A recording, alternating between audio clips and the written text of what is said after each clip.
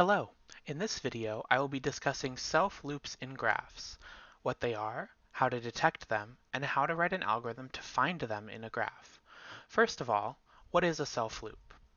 A self-loop occurs when an adjacent node is the same as the selected node. In other words, an edge exists in which both sides point to the same node. So let's look at an example of a graph that contains self-loops. How many self-loops are in this graph? Well, just by looking at the graph, we can see that nodes 0 and 5 have edges that both originate from and terminate at the same node. So we would say that this graph contains two self-loops on 0 and 5. But let's say that we only have a programmatic representation of the graph. How can we algorithmically find these self-loops?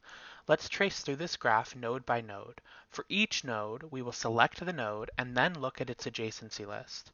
For node 0, the adjacent nodes are 1, 2, 3, and 0.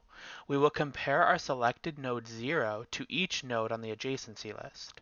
We find that our selected node is the same as a node on the adjacency list, so there is a self-loop in this graph.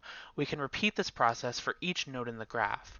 We would compare node 2 to its adjacent nodes 0 and 3 and find no self-loop, node 3 to adjacent nodes 0, 1, 2, and 5 and find no self-loop, and so on.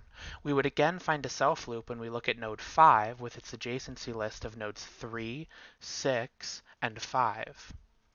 Alright, so we know the algorithm, but how can we implement this in code? Let's look at the same graph. Recall the graph API for a graph. Let's name the graph G. The Graph API provides a list of adjacent vertices when passed a vertex v. Let's write a pseudocode method called containSelfLoops that returns true if the graph contains a self-loop and false otherwise. First, we need to look at every node in the graph.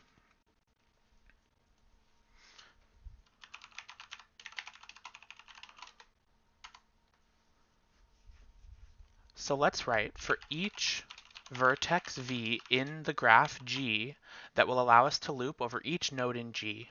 Then, for every node that we're looking at, v, we need to look at every node in its adjacency list in order to compare the nodes. So let's use the iterable adjacent method to write for each vertex w in g.adjacent of v, the node we're comparing to look at the entire adjacency list for vertex v. Now we need to check if the selected node v matches the member of the adjacency list w that we're currently looking at. If yes, then we have found a self-loop.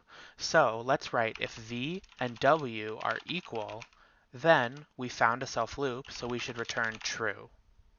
Finally, if these loops have completed, meaning that we've looked at every node and compared it to every node in its adjacency list, then we can say that there are no self-loops and go ahead and return false. You should be able to easily translate the pseudocode into Java syntax. Hopefully, this helps you wrap your head around self-loops in graphs, and good luck on your final exam. Reach out to me on Slack if you have any questions about this video or about other course content. Thank you.